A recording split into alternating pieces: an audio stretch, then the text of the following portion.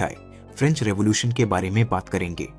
यह अध्याय हमारे देश फ्रांस के इतिहास के एक महत्वपूर्ण पन्ना को खोलेगा। फ्रेंच रेवोल्यूशन या फ्रेंच क्रांति 1729 में शुरू हुई थी।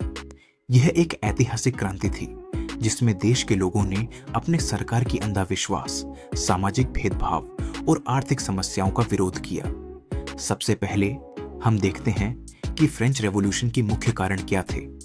फ्रांस में उस समय एक बड़ा भेदभाव था।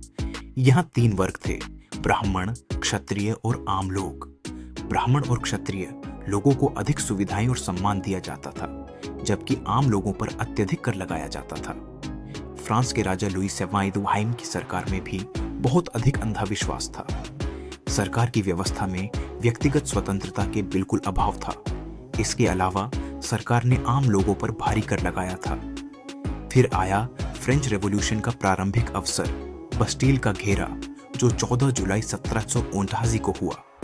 इस दिन से ही क्रांति का आगाज हुआ और लोगों ने अपने विरोध का प्रतीक व्यक्त किया। कुछ समय बाद एक राष्ट्रीय सभा का गठन हुआ जो थर्ड स्टेट के नेताओं ने किया। ये सभा टेनिस कोर्ट ओथ के रूप में जानी जाती है, जिसमें वे निश्चित किया कि वे तब तक काम करेंगे जब तक उनके मकसद पूरे न हो जाएं।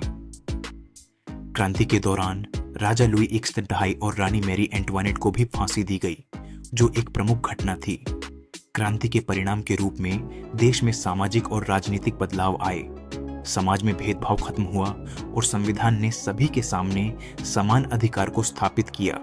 इसके अलावा फ्रेंच रेवोल्यूशन ने पुरानी प्रथाओं को खत्म किया और राष्ट्रीय एकता और स्वतंत्रता को बढ़ावा दिया।